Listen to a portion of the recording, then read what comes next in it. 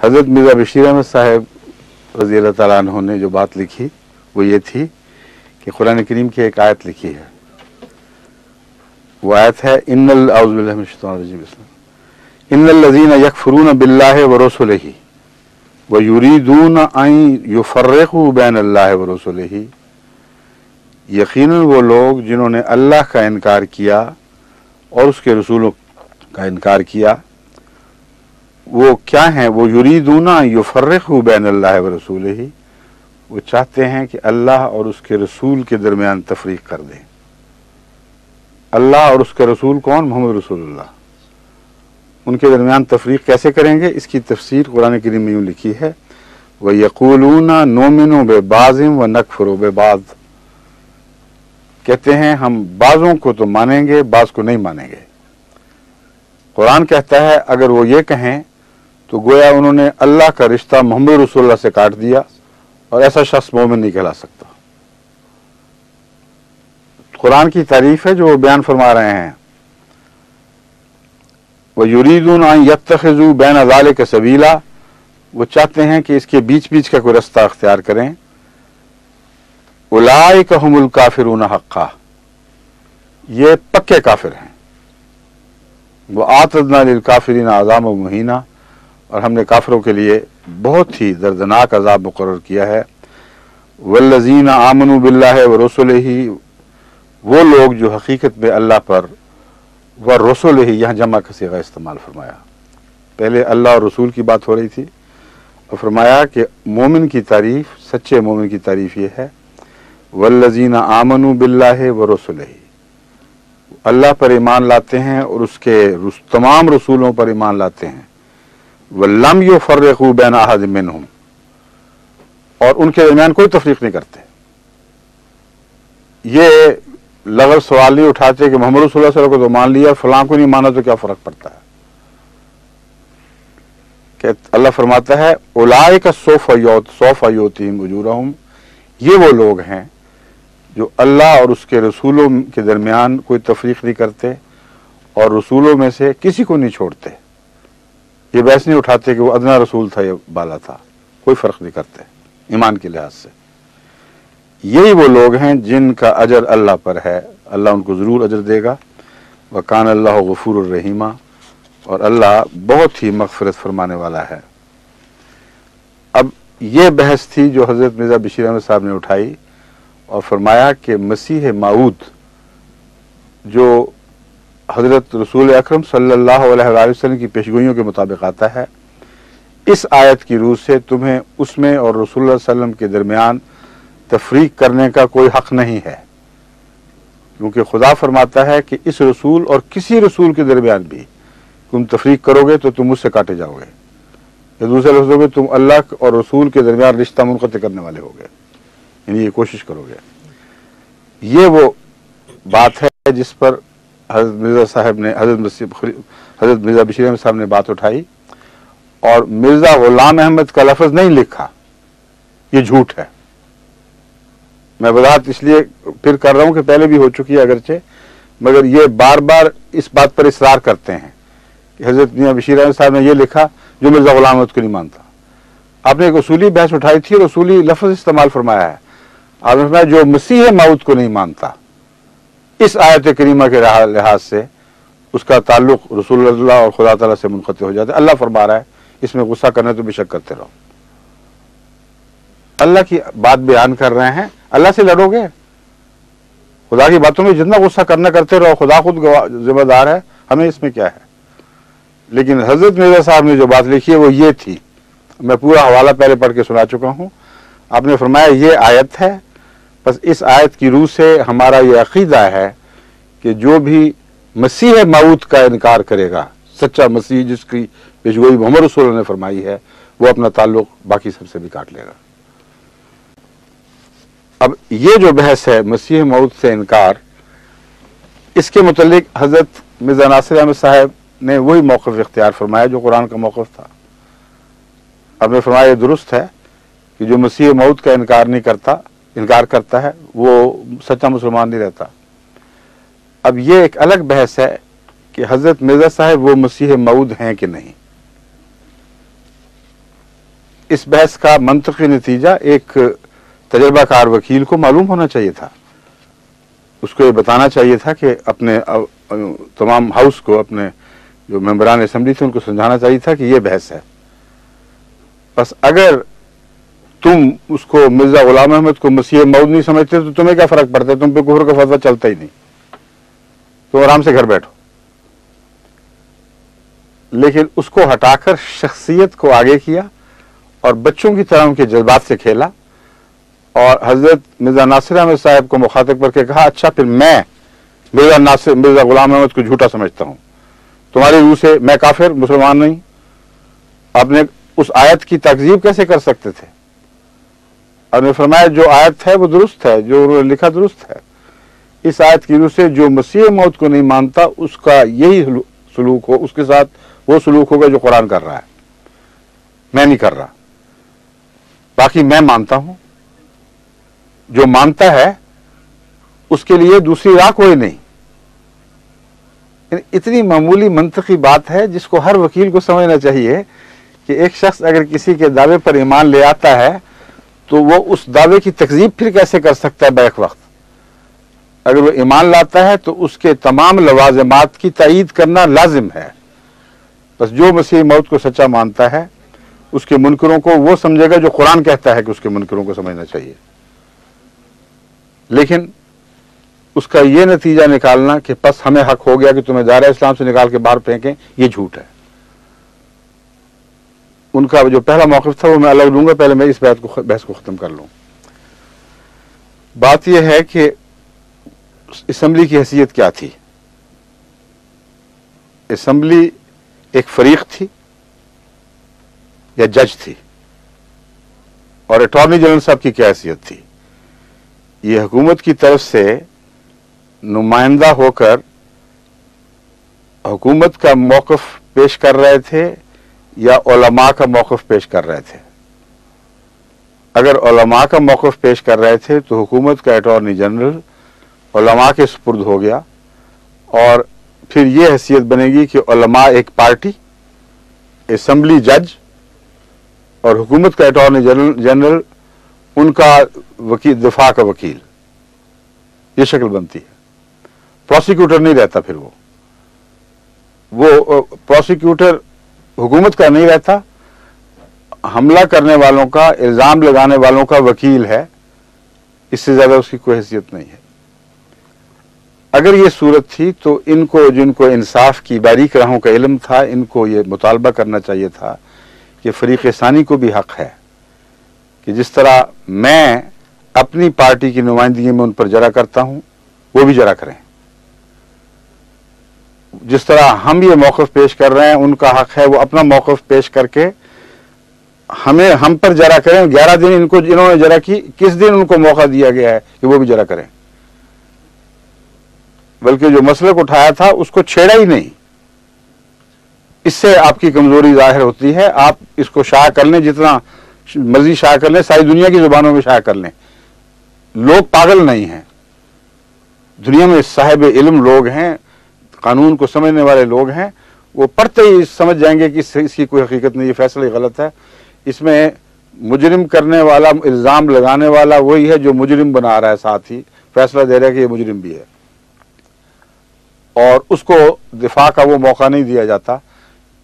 جرا اس پر کرنی، اس کے دفاع کا موقع نہیں ہے. دفاع کا بنیادی حق یہ ہے کہ جس پر آپ جرا کرتے ہیں اس کو یا اس کے نمائندے کو فریق ثانی پر جرا کا حق ہونا چاہیے.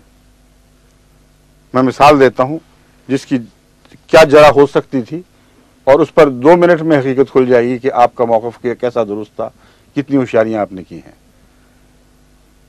جماعت احمدیہ کی طرف سے وہ حوالے موجود تھے.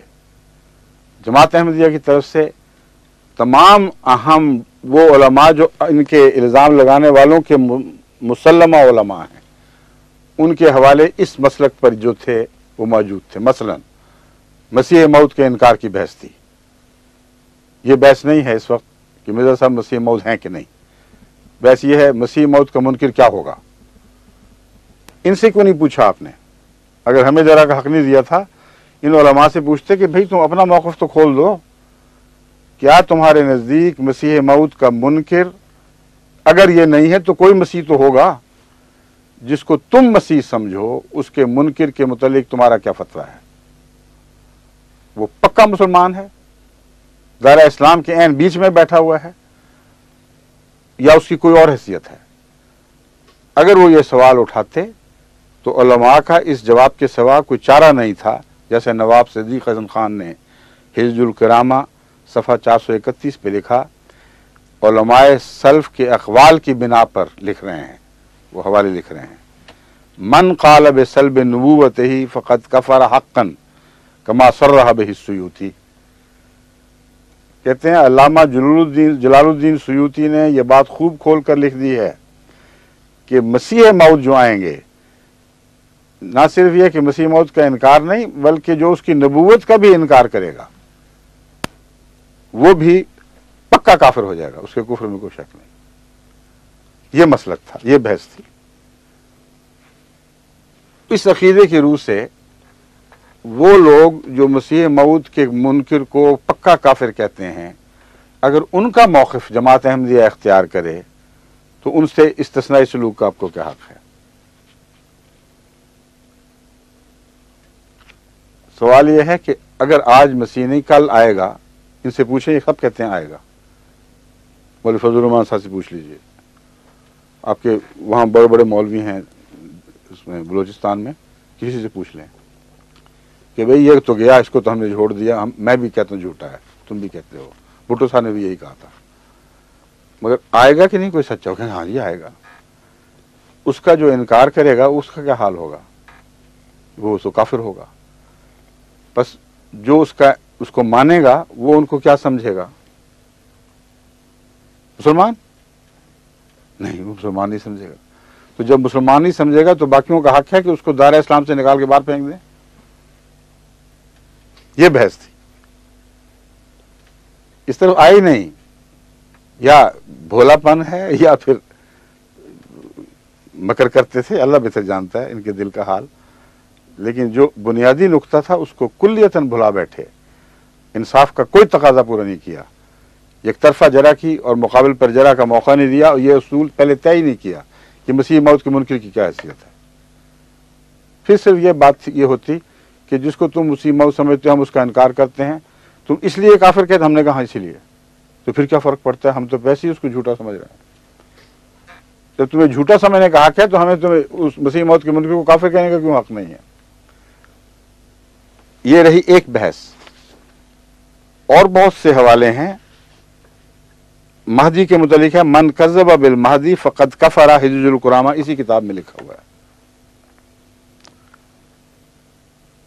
پھر آتا ہے قال رسول اللہ صلی اللہ علیہ وسلم من انکر خروج المہدی فقد انکر بما انزل علی محمد صلی اللہ علیہ وسلم۔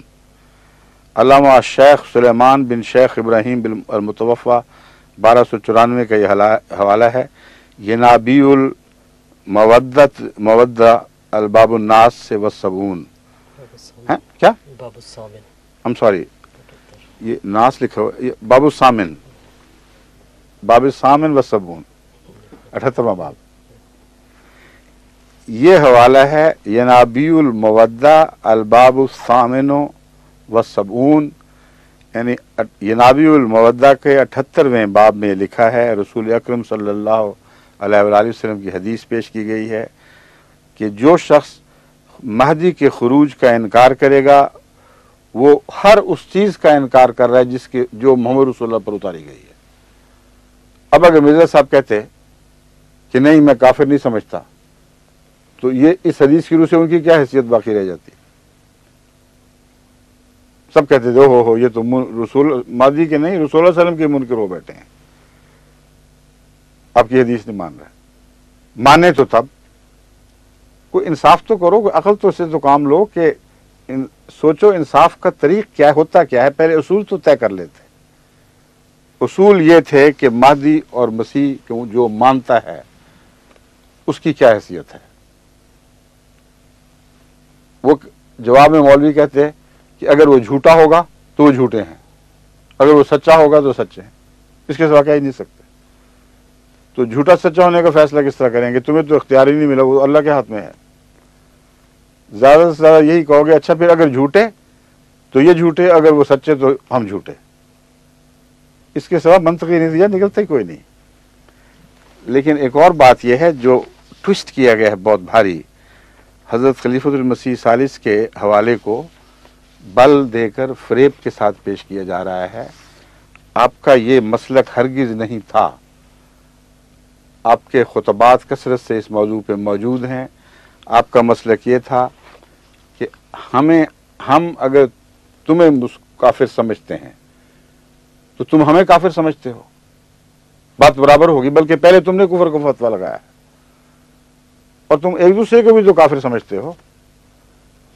بس اگر کسی مسلمان کہلانے والے فرقے کو کافر کہنا یا کافر سمجھنا دائرہ اسلام سے خارج کر دیتا ہے تو سارے فرقے دائرہ اسلام سے خارج ہیں، ایک بھی باقی نہیں۔ حوالے ہم پیش کر دیتے ہیں، فیصلہ آپ سناتے جائیے۔ اس کے سوا کوئی منطقی نتیجہ نکلنا ہی نہیں چاہیے۔ لیکن حضرت مرزا صاحب نے جو بات کہی، وہ اصل بات کی گھنڈی کو تو آپ بھول گئے ہیں۔ وہ یہ تھی کہ باوجود اس کے کہ ایک فریق مسلمانوں کا دوسرے کو کافر سمجھے، اس کو یہ حق نہیں ہے کہ اس کو اپنے آپ کو مسلمان کہنے سے محروم کر دے، معلوم کہنے کے حق سے، مسلمان کہنے کے حق سے محروم کر دے۔ یہ بحث تھی اصل، اس کو دوبارہ اٹھا کر چھیڑیے، جواب لائیے۔ حضرت مرزا ناصر احمد صاحب کا مسلک یہ نہیں تھا صرف، انہوں نے وہ بات وہاں چھوڑ کر عمدن تلبیس سے کام لیا ہے۔ آپ کا مسلک یہ تھا جو آپ نے واضح فرمایا ہے کہ اگر آپ کو کافر سمجھتے ہیں، اس کی بنا وہ حدیث ہے یا وہ آیت ہے، ہم مجبور ہیں، اس میں کوئی اختیار نہیں۔ آپ بھی تو ہمیں کافر سمجھتے ہیں اسی وجہ سے۔ تو اگر کسی مسلمان کہلانے والے فرقے کو کافر سمجھنا اس بات کو واجب کر دیتا ہے کہ اسے کہنے والے کو غیر مسلم کہا جائے، تو پھر کوئی فرقہ نکالنے جو مسلمان کہلا سکتا ہے۔ کیونکہ ہماری بحث بیچ میں سے اٹھا بھی لیجئے، جماعت احمدیہ کو تو اس زمانے میں آئے ہوئے 100 سال ہی ہوئے تھے، 90 سال بلکہ، فوٹو صاحب کہا کرتے تھے نا 90 سالہ مسئلہ۔ تو 90 سال کی تاریخ کو کیوں آپ اچھال رہے ہیں؟ اس سے پہلے کیوں نہیں جاتے جب خوارج کے زمانے سے کفر بازی کے فتوے شروع ہو چکے تھے؟ ہر وہ مسلمان فرقہ جس نے دوسرے فرقے کے خلاف کفر کا فتویٰ لگایا تھا، اگر آپ سچے ہیں، اگر انصاف کا نام جانتے ہیں، تو کھڑے ہو کر اعلان کرنا چاہیے تھا، اور اب کر دیں کہ میں چونکہ اصولاً مرزا صاحب کو اس لیے کافر اور ان کے ماننے والوں کو کافر کہہ چکا ہوں کہ انہوں نے ہمیں کافر کہا۔ بس اس پہلو سے جتنے گزشتہ ماضی میں فرقے گزرے ہیں، ان سب کے متعلق چونکہ ثابت شدہ ہے وہ دوسروں کو کافر کہتے تھے، وہ سارے دائرہ اسلام سے خارج۔ پھر اس دنگل سے نکل کے باہر جھگڑے کرو، پھر دائرہ اسلام میں تو رہے گا ہی کوئی نہیں، باہر بیٹھ کے جھگڑتے رہو جو مرضی کرنا ہے۔ حضرت مرزا ناصر احمد صاحب نے ایک بہت عمدہ مثال بھی پیش کی تھی۔ آپ نے فرمایا کہ دیکھو تم ہر شخص کو حق ہے کسی کو جو مرضی سمجھتا رہے، فیصلہ اللہ کرے گا، فرق کوئی نہیں پڑتا۔ اسمبلیاں کریں تو پھر فرق پڑتا ہے، اسمبلیوں کو کوئی حق نہیں۔ اللہ نے فیصلہ کرنا ہے، اللہ پر چھوڑ دو۔ لیکن اگر تم یہ کہو کہ چونکہ ہم تمہیں کافر سمجھتے ہیں اس لیے تمہیں اپنے آپ کو بھی مسلمان سمجھنے کا حق نہیں، یہ جھوٹ ہے۔ یہ بحث تھی ساری۔ ہم نے تمہیں کہا تم کافر ہو، لیکن یہ بھی بیان فرمایا کہ اس کے باوجود تمہیں مسلمان ہی لکھتے ہیں ہمیشہ۔ احمدی، غیر احمدی مسلمان، اور جو مسلمان نہیں ہیں ان کو ہم غیر مسلم کہتے ہیں۔ جماعت کی تاریخ میں غیر احمدی مسلمانوں کو غیر مسلم کہیں نہیں لکھا گیا۔ حضرت مسیح موعود علیہ السلام کی 100 سے زائد کتب ہیں، ان کا مطالعہ مولوی کہتے ہیں ہم نے کیا ہوا ہے، وہ اٹھ کے گواہی دے کے دکھائیں۔ حضرت مسیح موعود علیہ السلام نے جہاں دوسرے مسلمانوں کا ذکر کیا، ان کلمہ گوؤں کو یہ بیان فرمایا وہ غیر احمدی مسلمان ہیں یا خالی مسلمان کا۔ تو امت کی جو وسیع تعریف ہے اس میں لفظ مسلمان نہ صرف صادق آتا ہے بلکہ جماعت احمدیہ اس کو استعمال کرتی رہی ہے اور اسی کو استعمال کرتی رہی ہے۔ ہم ہمیشہ اپنے دوسرے غیر احمدی بھائیوں کو غیر احمدی مسلمان لکھتے ہیں۔ جہاں تک کفر کا تعلق ہے، جو مہدی کا منکر ہے اس کے پاس اس کو متعلق مہدی کا کافر کہنے کے بغیر ہمارا چارہ نہیں، اور قرآن کہتا ہے، اور مسیح کا جو منکر ہے اس کو بھی شامل کر لیجئے، تو قرآن کہتا ہے کہ مسیح کو محمد رسول اللہ سے الگ کرنے کا کوئی حق نہیں، کسی رسول کو بھی کسی دوسرے سے الگ کرنے کا حق نہیں۔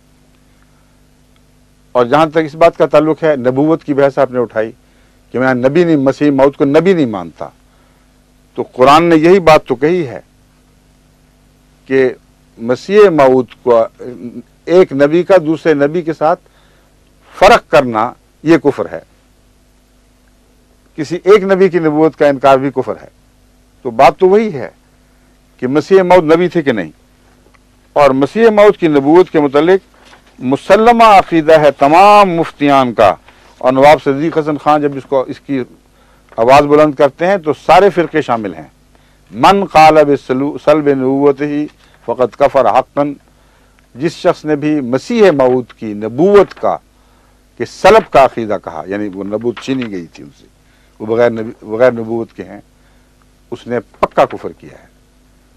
تو جماعت احمدیہ کی تائید میں قرآن ہے، احادیث ہیں، آپ کے علماء کے فتوے ہیں۔ آج بھی یہ علماء ممبروں پر چڑھ کر یہ اعلان کر دیں کہ ہمارے نزدیک مسیح موعود جب بھی آئے گا اس کے منکر کو کافر نہیں کہا جائے گا، بلکہ اس کے ماننے والے اگر اس کے منکر کو کافر کہیں گے تو وہ خود کافر ہو جائیں گے، اور منکرین کا حق ہوگا کہ وہ فیصلہ کریں کہ ان کو دائرہ اسلام سے باہر پھینک دیا جائے۔ یہ آج کر کے دکھا دیں، پچھلی بات تو چھوڑیے۔ ایک مولوی ان کو نہیں ملے گا جو اس آواز کے ساتھ کسی ممبر پہ کھڑا ہو، وہ کھڑا ہوگا تو باقی لوگ اس کی ٹانگیں کاٹ لیں گے، ٹانگیں کھینچ لیں گے اور زبان کاٹ دیں گے۔ وہ کہتے ہیں، مولوی تو کہتے ہیں زبان کو گدی سے نکال، یہ ان کو محاورہ بہت پسند ہے۔ جو مولوی آج یہ کہے، باقی مولوی یہی کہیں گے کہ ہم تیری زبان گدی سے کھینچ لیں گے۔ تو ہوتا کون ہے یہ کہنے والا؟ کہ مسیح موعود کے منکر اگر باقیوں کو کافر کہیں، مسیح موعود کے ماننے والے اگر منکرین کو کافر کہیں تو مسیح موعود کے ماننے والے دائرہ اسلام سے خارج ہو جائیں گے۔ یہ کہاں سے منطق نکالی ہے؟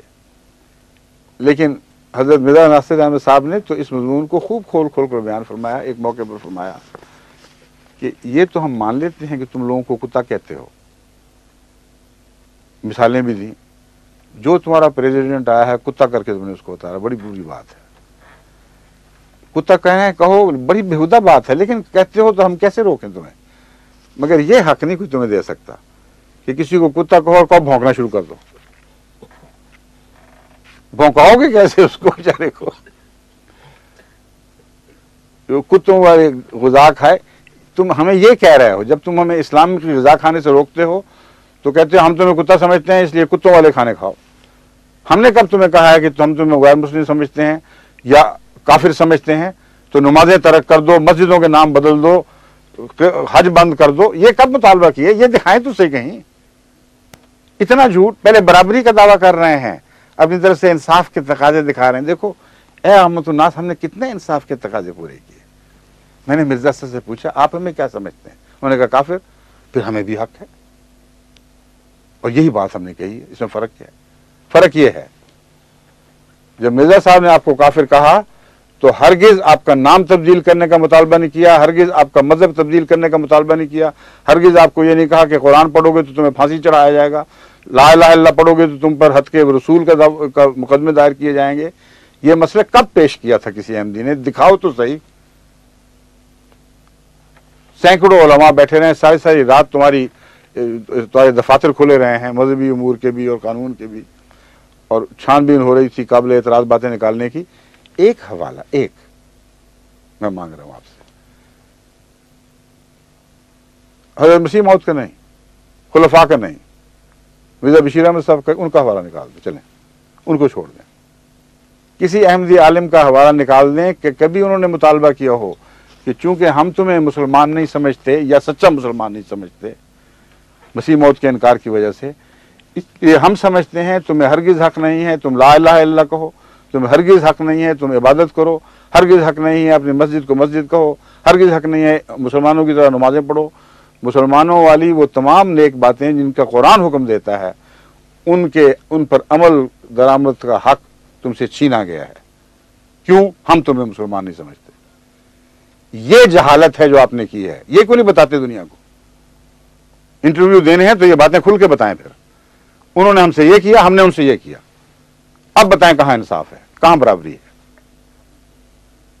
بات اتنی ہے جو چودھری ظفر اللہ خان صاحب نے بیان کی تھی نذیر صاحب کو۔ چودھری نذیر احمد صاحب نے جب عدالت میں ان سے پوچھا آپ ہمیں کیا سمجھتے ہیں، انہوں نے کہا جو آپ مجھے سمجھتے ہیں، بات ختم ہو گئی، برابر ہو گئے۔ یہ برابری ہے۔ لیکن جو ہم آپ کو نہیں سمجھتے وہ آپ کو ہمیں سمجھنا اور ہم سے منوانا زبردستی، یہ حق کہاں سے آ گیا؟ یہ تو اللہ نے نہ رسول کو دیا، نہ کسی خلیفہ کو، نہ امت کو۔ سارے قرآن میں یہ حق کسی انسان کو تفویض نہیں ہوا، تاریخ مذہب میں یہ حق کسی کو تفویض نہیں ہوا۔ ہاں جو مذہب کے منکر تھے ان کو تھا، میں تاریخ کو تو نہیں چھٹلا سکتا۔ کون تھا جو یہ کہتا تھا جو آج آپ ہمیں کہہ رہے ہیں؟ محمد رسول اللہ عیسائیوں کو کہا کرتے تھے کہ ہم تمہیں سچا عیسائی نہیں سمجھتے اس لیے بائبل پر عمل چھوڑ دو۔ قرآن کہتا تھا بائبل پہ اگر تم عیسائی ہو تو ہم سمجھتے ہیں جھوٹ بول رہے ہو، عمل تو کر کے دکھاؤ۔ عمل کیوں نہیں کرتے؟ کیسی عقلیں تم لوگوں کی ماری گئی ہیں؟ قرآن کو بھول گئے، رسول اللہ صلی اللہ علیہ وسلم کے مسئلے کو بھول گئے، بنیادی انصاف کے تقاضوں کو بھول گئے۔ وہ آواز جو قرآن نے اٹھائی تھی وہ نہیں اٹھا رہے کہ اے احمدیو ہم تمہیں مسلمان نہیں سمجھتے، اچھا پھر اگر تم مسلمان ہو ٹھیک ہے چلو قرآن پہ عمل کرو، نمازیں پڑھو، سچ بولو، رسول اللہ صلی اللہ علیہ وسلم پر درود بھیجو، کلمہ لا الہ الا اللہ پڑھو، حج کرنے جاؤ، پھر ہم تمہیں مسلمان سمجھیں گے۔ کبھی یہ آواز بھی اٹھائی ہے؟ وہ اٹھا رہے ہو جو محمد رسول اللہ کے دشمن اٹھاتے تھے، اور یہ آواز اٹھا کر تم نے ہماری تکفیر نہیں کی، اپنی تکفیر کر لی۔ وہ شاخ کاٹ دی جس پہ تم بیٹھے ہوئے تھے۔ وہ اعلان کر رہے جو ابو جہل کر رہا تھا۔ ابو جہل کا اعلان تھا محمد رسول اللہ کو عبادت کا حق نہیں ہے، اس لیے کہ ہم ان کو مسلمان نہیں سمجھتے۔ یہ جھگڑا تو اس وقت چلا تھا، یہ کون سا نیا جھگڑا ہے؟ پہلی بات چلا ہی اس وقت ہے۔ کفار مکہ کہتے تھے محمد رسول اللہ مسلمان نہیں ہے۔ محمد رسول اللہ نے فرمایا بے شک کہتے رہو، کیا فرق پڑتا ہے، ہم نے اللہ کو جان دینی ہے۔ ان کی زبانیں نہیں کاٹی کہ تم مسلمان نہیں کہتے اس لیے ہم تمہیں حق نہیں دیتے کہ تم اپنے مذہب پر بھی عمل کرو۔ وہ کہتے تھے چونکہ ہم تمہیں مسلمان بھی نہیں سمجھتے، تمہیں لا الہ الا اللہ کہنے کا حق نہیں، تمہیں محمد رسول اللہ کہنے کا حق نہیں، تمہیں مساجد بنانے کا حق نہیں، تمہیں مساجد کو مساجد کہنے کا حق نہیں، تمہیں نمازیں پڑھنے کا حق نہیں ہے، تمہیں خانہ کعبہ کا طواف کا حق نہیں ہے۔ کس نے حق روکے تھے؟ آپ تاریخ کا تو مطالعہ کر لیتے اسمبلی میں جانے سے پہلے۔ وہ آپ کو قرآن کی فرصت نہیں ہے تو تاریخ پر تو ایک عمومی نظر ہونی چاہیے۔ ان علماء سے پوچھ لیتے کہ بھائی میں تمہاری نمائندگی کر رہا ہوں، مجھے بتاؤ تو صحیح کہ قرآن میں کہاں لکھا ہوا ہے کہ اگر کوئی کسی کو غیر مسلم سمجھے یا اس کے مذہب میں کے حق کو تسلیم نہ کرے تو اسے مجبور کرے کہ جس مذہب کی طرف منسوب ہوتا ہے اس پر ہرگز عمل نہ کرے۔ ہمارا تو یہ جھگڑا صرف، مولوی تو پہلے بھی ہمیں سمجھتے تھے۔ دوسری بات یہ ہے کہ قانون کا کیا اس میں تعلق ہے؟ قانون کو یہ پوزیشن لینی چاہیے تھی کہ ثابت ہو گیا ہے، احمدیوں نے ثابت کر دیا ہے کہ جو ان کا جرم وہ تمہارا بھی جرم ہے اور تمہارا قدیم سے چلا آ رہا ہے۔ احمدیوں کو تو 90 سال ہے نا، تمہارا 1400 سالہ جرم ہے۔ تم شروع سے ایک دوسرے کو کافر اور پکا کافر اور دائرہ اسلام سے خارج اور اشد ترین کافر، ایسے کافر کہ تمہاری بیویاں تم پر حرام ہو گئیں، ایسے کافر کہ تمہاری اولاد ولد و زنا کہلائے گی، ایسے کافر کہ وہ ورثہ نہیں پائے گی۔ یہ فتوے جو ہم نے پیش کیے تھے پڑھ کے سناتے، اور جب ہم سنا رہے تھے بعض جو پڑھے گئے، سارے نہیں پڑھے کیونکہ حضرت مرزا ناصر احمد صاحب کی طبیعت میں بڑی نرمی اور حلم تھا، آپ نے ڈیش ڈیش ڈلوا دیے تھے آگے، تھوڑا سا فتویٰ پڑھا پھر چھوڑ دیا، اتنی بےہودہ زبان ہے کہ چھوڑ دو۔ مگر علماء کو علم تھا کہ ان کتابوں میں لکھا ہوا جانتے تھے، آپ کو مطالعہ کرنا چاہیے تھا، پوچھنا چاہیے تھا آگے کیا لکھا ہوا ہے۔ آگے پڑھتے تو آپ کو پتہ چلتا کہ ایک دوسرے کو یہ काफिर, अशद काफिर, मिर्जाइयों से बढ़कर काफिर, कादियानियों के कुफर से अशद तरीन कुफर इन दोस्तों आपस में। पूछना चाहिए था कि भाई अब ये मसलक बदल बैठे हो, ऐलान क्यों नहीं करते? मिर्जा साहब से जो ऐलान करवा रहे थे कि खत्म करो इस किस्से को, ऐलान कर दो कि सब मुसलमान हैं, इन पहलों से तो ऐलान करवा लेते अगर इंसाफ था। उनको कहते भाई तौबा करो, ऐलान करो, और मैं गवाह हूं कि फिर मैं इस झगड़े को खत्म करवा दूंगा, आइंदा से फिर कोई मजहबी इख्तिलाफ नहीं उठेगा यहां से। वो सारे मुजरिम जिनकी मिसालें 1300 साल 1400 साल से तारीख पर सब थी अनमिट तौर पर, वो बैठे हुए इल्जाम लगाने वाले बन के, और ये हुकूमत की तनख्वाह पाने वाले, पाकिस्तानियों के टैक्स से कानून के शोबे के अखराजात चलाने वाले, उनके सरबराह वहां बैठे हुए हैं। और इतना भी नहीं पता कि जब तक एक फैसला कोई नहीं होता गलत या सही, हर शहरी का हक बराबर है, हर शहरी बराबर हुकूक रखता है, और हुकूमत की नुमाइंदगी में अटॉर्नी जनरल का फर्ज है कि सबकी हुकूमत हुकूक की बात करे। आप किसके हुकूक की बात कर रहे थे? उन पैसों में जो जिनसे हुकूमत चलती है, उस वक्त भी अहमदियों का हिस्सा शामिल था, आज भी है, हिंदुओं का भी था, ईसाइयों को भी था, सारे टैक्स दे रहे थे। एक शहरी की तारीख का भी आपको नहीं पता। एक आम डेमोक्रेटिक छोटी सी बात, आगाज इससे होता है कि डेमोक्रेसी मजहब को नहीं जानती, डेमोक्रेसी शहरियत को जानती है, एक मुल्क के हर बाशिंदे का बराबर हक है। अगर ये डेमोक्रेसी नहीं तो लानत हो डेमोक्रेसी पर, कुछ भी नहीं है फिर वो। और डेमोक्रेसी तो सिखाई इस्लाम ने है, वैदा हकम तुम बैन अन्नास से अन ताकुमू बिल अदल। कैसी अजीब डेमोक्रेसी की तारीफ है, हुकूमत का अंदाज क्या खूबसूरत है। फरमाया कि हम तुम्हें बताते हैं, वार्न करते हैं कि जब तुम हुकूमत पर फायज हो, जब तुम हुकूमत करो, अन ताकुमू बिल अदल, अदल के साथ हुकूमत करो, तुम्हें किसी और जरिए की हुकूमत की इजाजत नहीं है सिवाय अदल के। कैसा अदल था वहां? ये कह के आपने काफिर कह दिया, शोर मचा दिया, और ठीक है पकड़े गए, काफिर कह दिया, गलती हो गई, जो भी हुआ, अब हम मजबूर हैं तुम्हें काफिर कहने पर। अदल की रूह से मजबूर थे तो पीछे मुड़ के देखते, सारे काफिर बैठे हुए थे,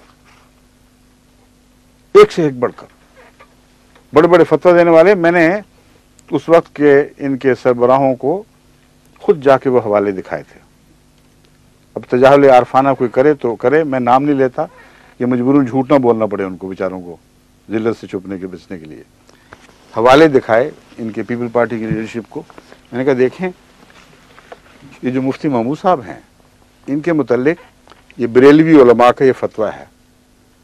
कहते हैं काफिर, अशद तरीन काफिर, ये काफिर और वो काफिर, और इनकी शादी भी हराम, इनके बच्चे भी ये, इनके फलां भी फलां, इनके फलां भी फलां। आप तो नहीं ना माने? कहते सवाल ही नहीं पैदा होता। पक्की बात है? कहते हाँ जी नहीं। मैंने कहा अगला भी पढ़ लें।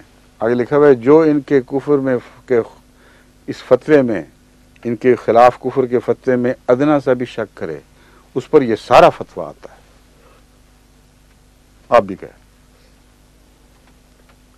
तुझको पढ़ाई क्या पड़ी, अपनी न बेड़ तू, आपकी अपनी जान खतरे में पड़ी हुई है, हमारे पीछे क्या पड़े हुए हैं।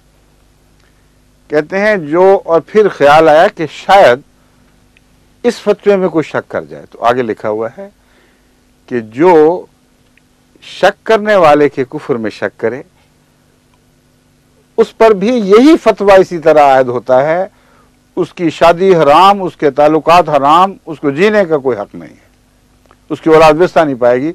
जानवर से भी शादी करेगा और बच्चे पैदा होंगे तभी भी नहीं। वो मैं पढ़ के सुनाई, मैंने कहा जनाब ये है। आंखें उस वक्त फिर जाती थी, आंखों में आंखें डाल के देख नहीं सकते थे, कहते थे हाँ हाँ हाँ बस ठीक है, हम देखेंगे, हम करेंगे। हम सियासी फैसले थे, झूठ के ऊपर तुले बैठे थे, वो फैसले हुए हैं, और अब ये फख्र से नुमाइंदगी कर रहे हैं। इनको चाहिए था कि कुछ थोड़ी सी शर्म करते, कहते कि देखो मैं मजबूर था, हुकूमत की तनख्वाह पा रहा था, जो मुझसे हरकतें हो गई हैं, जो इंसाफ के तकाजे नज़रअंदाज किए हैं, मैं बेख्तियार हूँ, मुलाजिम था, लेकिन हुआ जुल्म है, क्योंकि इन मौलवियों पर हमने उनको कोई जरा की हक नहीं दिया, बल्कि इन्होंने अपने मौक़िफ़ में जो बात पेश की उसको कुल्लियतन नज़रअंदाज कर दिया। जिस तलवार से इनको काटा है उससे पहले लाजिम था कि 1400 साल तक हर मुसलमान की गर्दन पर हम वो तलवार चलाते, जब वो सर कट दे तो फिर इनकी बारी आती, तो फिर काटने वाला कौन रहता? तो सब गए थे, अकेले हमने रह जाना था मैदान में। वो जो शिया वाली बात थी वो सच्ची थी, हमने लिखी हुई है जमात में के मौक़िफ़ में। हज़रत मिर्ज़ा साहब ने, मिर्ज़ा नासिर अहमद साहब ने मुतनब्बे किया, देखो आज हमारे खिलाफ, कल दूसरों के खिलाफ ये सिलसिला ख़त्म नहीं होगा। और ये पढ़ चुके हैं, अगर नहीं पढ़ा था तो बड़े जुल्म है। अटॉर्नी जनरल बन के जरा करने निकले हैं, मौक़िफ़ ही नहीं पढ़ा। उसके बाद ये हवाला देने की क्या जरूरत थी कि मिसेस भुट्टो बेचारी का कसूर है, और मिसेस भुट्टो ने भुट्टो साहब को मजबूर कर दिया, उनका दीन भी गया, ईमान भी गया, 90 साल मसला हल करने का शौक भी उतार दिया कि मेरी बेगम नाराज होती। इतना गंदा इल्ज़ाम है। भुट्टो साहब ने अच्छा नहीं किया जो हमसे किया, लेकिन हज़रत मिर्ज़ा नासिर अहमद साहब ने मुसलसल सारी ज़िंदगी, जो बकिया ज़िंदगी उनके दौर में काटी है, वो शराफत से काटी है। इस जुल्म के बदले में भी एहसान किया है। ये आखिरी बात बताकर मैं इस मज़मून को ख़त्म करता हूँ, बाकी तो फजूल सारी बहसें हैं। मुझसे एक पीपल पार्टी के एक बड़े अहम ओहदेदार ने बयान किया, उनका नाम लेना मुनासिब नहीं है, मगर खुदा गवाह है कि बिल्कुल बैन ही इसी तरह उन्होंने बयान किया कि भुट्टो साहब के मुतालिक जब फांसी का फैसला हो चुका था, वो लोग जो उनसे जाके मिलते रहे उनमें मैं भी था। एक दिन उन्होंने मुझसे कहा कि देखो मुझसे एक ज़्यादती हुई है, गलती हुई है, मैं तस्लीम करता हूँ। वो ये कि मिर्ज़ा नासिर अहमद साहब के ऊपर जब मैंने ये फ़ैसला दिया, मुझे ये शक पड़ गया कि मुझे कभी अब सही मशवरा नहीं देंगे और हमेशा मुझे ऐसी बात में फंसाने की कोशिश करेंगे जिसमें मेरा मफाद कता होता हो, यानी मफाद मेरा ज़ाया होता हो, मेरे नुकसान की बात हो। इन्होंने मुझे मशवरा भिजवाया और बड़ी संजीदगी के साथ, और वो ये बात इसलिए कतई तौर पर सच्ची है क्योंकि इस साहब को पता नहीं लग सकता था, मैं जानता हूँ किसके ज़रिए भिजवाया गया था। नाम भी उन्होंने उसी का लिया, मुल्तान के दोस्त थे। कहते हैं उनके ज़रिए भुट्टो साहब ने उनका नाम लिया और मुझे कहला के भिजवाया कि देखें आप जनरल ज़िया को कमांडर इन चीफ बनाने का फ़ैसला कर चुके हैं, हमें खबर मिली है, मगर मैं जानता हूँ, मुझे बाज़ कतई ज़राए से खबर है कि वो आपके ऊपर नज़र रखते हैं, बदनीयती की नज़र रखते हैं। उनको जब भी अव्वल मौका मिलेगा वो आपको रिमूव कर देंगे, आपसे बेवफाई करेंगे और मार्शल लगा देंगे। ये कहकर मैं बरी ज़िम्मा होता हूँ, इसलिए ऐसे शख्स को ऊपर ना लाएं जो ऐसा करे।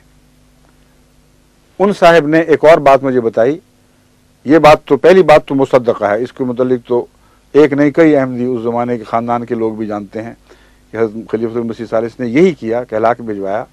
ये आगे बदनसीबी थी, भुट्टो साहब माने नहीं बात को, लेकिन जो आगे गलती का उन्होंने इकरार किया इन साहब के कौल के मुताबिक वो ये था, कहते हैं मुझे चूँकि यकीन था कि ये मेरी दुश्मनी में कह रहा है, ये ज़रूर मेरे हक़ में होगा, इसलिए मैंने ज़िया को ये बात बता दी कि तुम्हारे खिलाफ मिर्ज़ा साहब ने ये कहा था, उसके बावजूद मैं तुम्हें बना रहा हूँ। अब उन्होंने किस रंग में बात की है, क्या अफसोस है, अल्लाह बेहतर जानता है। एक तो ये कि वो उनके साथ जो सलूक हुआ है, अगर ये बात मानते तो ये सलूक ना होता, लेकिन अल्लाह की तकदीर है, जो भी चले, जो हो चुके उसको बदला नहीं सकते। गालिबन ये जहन में होगा कि अब ये अहमदियों पर अगर ज़्यादतियाँ कोई करेगा तो मैं बरी ज़िम्मा हूँ। मेरी नीयत नहीं थी, मैंने तो ज़िम्नन इस वजह से बताया था कि मैं समझता था कि मुझसे धोखा हो रहा है, मगर गलती हो। जब गलती कहते हैं तो मुराद यही थी कि ये शख्स अब बोझ और इनात के साथ सिर्फ मुझे ही नहीं ख़त्म कर रहा बल्कि अहमदियों पर भी हमले करेगा, और यही बात सच्ची निकली। तो ये वो तारीख़ के अनलिखे बाब हैं जिनसे वाकफियत होनी चाहिए। अगर ये अटॉर्नी जनरल साहब ये बातें ना छेड़ते तो मुझे भी कोई ज़रूरत नहीं थी बातें बयान करने की। जो मैंने बातें बयान की हैं यही हक़ है, इनको तक़वा और इंसाफ से काम लेना चाहिए, और जिन बातें मैंने बयान की उनकी रोशनी में सरेनो देखें तो सही कि इनकी तहरीरें क्या कहती हैं। अच्छा इजाज़ साहब हैं, अच्छा बस फिर ठीक है। आगे भी कोई बात है मैं देख लूँ। दायरा इस्लाम की तारीफ जब की कहते हैं फंस गए, حقیقی مسلمان کی تعریف شروع کر دی قرآن کے حوالے سے، کہتے ہیں بس پھنس گیا اس میں۔ میں نے کہا بتاؤ ایسے کتنے ہیں؟ 5 ہیں، 10 ہیں؟ آپ نے فرمایا لاکھوں، ہزاروں، 10 ہیں، 20 ہیں، 100 ہیں، کہ لاکھوں ہوں گے؟ کہ احمدیوں سے باہر بھی ہیں؟ انہوں نے کہا نہیں، کہ اب دیکھا پھنس گئے۔ اب سوال یہ ہے کہ جو سارے ایسے شخص کو پکا کافر بلکہ دجال بلکہ خدا پر افترا کرنے والا کہتے ہوں، جس کو ایک شخص سچا سمجھ رہا ہے، وہ اس کے سوا کیا کہہ سکتا ہے؟ پھنسانے کا کیا؟ معاملے تو کھلی بات تھی، مانی ہوئی لکھی ہوئی بات ہے۔ آپ جس سے بھی سوال کریں یہی جواب ہوگا کہ ہمارے نزدیک جہاں تک ظاہر کا تعلق ہے یہ صورت ہے، لیکن جہاں تک اللہ تعالیٰ کی ذات کا تعلق ہے ہم نہیں جانتے۔ کیونکہ قرآن کریم تو یہاں تک بھی کہتا ہے کہ اگر کوئی ایسا ہے جو سچا ہے اپنے لا علمی کی وجہ سے، محمد رسول اللہ کو مثلا جانتا بھی نہیں، یہ تو تفسیر سے لکھا ہے کہ مفہوم یہی ہے، اور اپنے دین پر قائم ہے، خدا پر ایمان رکھتا ہے، یوم آخرت پر ایمان رکھتا ہے، نیک اعمال بجا لاتا ہے، تو اللہ پر اس کا اجر ہے، اس کو کوئی غم کوئی فکر نہیں۔ ایسے مذہب کا فتویٰ، اتنا عظیم فتویٰ مسلمانوں پر بھی تو عائد ہوگا، اور جو بات اگر آپ ان سے سننا چاہتے تھے اور وہ بات ان لفظوں میں بیان نہیں، میں آپ کے سامنے بیان کر رہا ہوں، آپ سنیے۔ میں وقت کا خلیفہ ہوں، جماعت کی نمائندگی میں بتا رہا ہوں کہ باقی سب مسلمان جنہوں نے حضرت مسیح موعود علیہ السلام کا انکار کیا ہے، جہاں تک ظاہر کا تعلق ہے احمدی ان کو مسیح موعود کا کافر ہی کہہ سکتے ہیں اور چارہ کوئی نہیں۔ جہاں تک مرنے کے بعد ان کے ساتھ سلوک کا تعلق ہے اور ان کے دل کے حال کا تعلق ہے، ہم یہ فتویٰ نہیں لگا سکتے، کیونکہ ہم عالم الغیب نہیں ہیں، نہ ہم مولوی ہیں کہ دلوں کے حال جان سکیں۔ ہم تو عاجز بندے ہیں۔ ہمارا فتویٰ اس میں یہ ہے کہ جہاں تک حقیقت حال کا تعلق ہے، اللہ عالم الغیب ہے، اس کی دلوں پر نظر ہے۔ ہو سکتا ہے ان لوگوں میں سے جو سر دست مسیح موعود کو تسلیم نہیں کر سکے، لاکھوں، ہو سکتا ہے کروڑوں ہوں، جو خدا کے نزدیک بری الذمہ ہوں، ان کو پتہ ہی نہیں، یا ان کو لوگوں نے جھوٹ پہنچایا ہوا ہے۔ تو اللہ تعالیٰ ناانصافی نہیں کر سکتا۔ جب ہم سے انصاف کی توقع کرتا ہے تو اس کا یہی فیصلہ چلے گا کہ لا یکلف اللہ نفسا الا وسعہا لہا ما کسبت وعلیہا ما اکتسبت۔ اللہ کسی پر اس کی توفیق سے بڑھ کر بوجھ نہیں ڈالتا۔ جو اس نے کمایا خدا کے نزدیک کمایا وہ اسی کے لیے ہوگا، جو اس نے بوجھ اٹھائے گناہ کے وہ بھی اس پر پڑیں گے، مگر خدا کے نزدیک۔ بس ہمارے مسلک کا یہ مقصد ہے، اس کو اگر پہلے نہیں سمجھے تھے تو کھول کر سمجھ لیں اچھی طرح، ساری دنیا کے مسلمان سمجھ لیں۔ ہمارے نزدیک ہر مسلمان جو احمدی نہیں ہوتا اس پر کفر کا فتویٰ اس وجہ سے ضروری ہے کہ ہم دنیا کے زاویے سے دیکھ رہے ہیں، محدود علم کے زاویے سے دیکھ رہے ہیں۔ جہاں تک اس کے نیک یا بد انجام کا تعلق ہے، یہ ہم فیصلہ کرنے کے مجاز ہی نہیں ہیں، اللہ مجاز ہے۔ جو محمد رسول اللہ پر سچا ایمان لاتا ہے اور خدا کی نظر میں اخلاص کے ساتھ آپ کے دعوی کو تسلیم کرتا، آپ کی تعلیم پر عمل کرتا ہے، اللہ کہتا ہے کہ وہ اس کو میں نجات دوں گا۔ میں کون ہوں یا اور کون ہے جو اسلام میں حائل ہو سکے؟ اس کے بعد اب اجازت چاہتا ہوں، باقی پھر انشاءاللہ اگلی مجلس میں۔ اچھا جی، خدا حافظ، فی امان اللہ۔